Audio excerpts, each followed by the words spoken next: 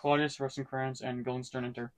I don't like it. It's not safe to let this madness rage all over the place. So get ready. I'm sending you to England on a diplomatic mission, and Hamlet will go with you. My duty as a king does not allow me to let such a dangerous man as Hamlet to run loose, especially as he's getting crazier each hour. Well, get ourselves ready. It's a sacred duty to protect all those people and whose lives depend on you, your majesty. Each person tries to avoid injury with the full effort of his or her mind. But it is even more important to protect that person upon whose health the entire nation depends.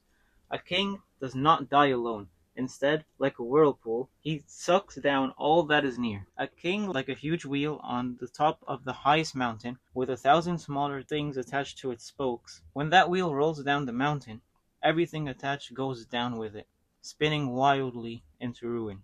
A king never sighs alone. Everyone else always groans with him. Please prepare ourselves for this trip. We'll put chains on this danger, and that's now running free. We will hurry. Rosencrantz and Guildenstern exit. Polonius enters. My lord, Hamlet's going to his mother's room. I'll hide behind the trapeze to listen in. I bet she'll let him have it. And as you said, and you said it wisely, it is good to have someone other than a mother listening to what he says, since as a mother she naturally loves him. Goodbye, my lord. I'll come to see you before you go to bed, then tell you what I've learned.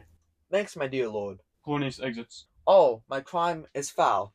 It stinks all the way to heaven. It is the oldest and worst of all crimes, a brother's murder. I can't pray, though. I barely want to pray. My guilt is stronger than my hope to pray, and like a person with two things, he has to do all that at the same time. I stand paralyzed, unsure which to start first, and thus neglect them both. Even if this cursed hand of mine is covered with my brother's blood, isn't there enough rain in sweet heaven to wash it white as snow? What's the purpose of God's mercy, if not to forgive the sinner? And doesn't prayer have these two powers, to stop us from sinning before we do, and to offer forgiveness when we've sinned? So I'll pray. My sin is in the past, but oh, what prayer can possibly give me what I want? Forgive me for my awful murder. That won't work, since I still have all the things I gained by committing the murder. My crown, the object of my ambition, and my queen. Is it possible to be forgiven and keep what you got from this crime? In this corrupt world, criminals can use the wealth they get from their crimes to shove justice aside by bribing officers of the law. But that's not how it is heaven. You can't hide from the law up there. Their every action is judged strictly on its merits, and everyone must confront their sins face to face. What then? What remains for me to do? Repent as best I can. That can't hurt, but it can't help much either, since I can't really repent. Oh, what a wretched situation.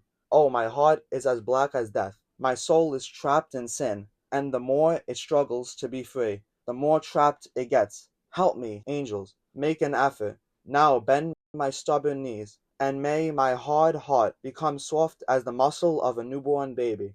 Perhaps all will be well. He kneels. Hamlet enters. Now I could do it. Now as he's praying, and now I'll do it. He draws his sword. And so he'll go to heaven, and I'll have my revenge. Wait, this needs more thought.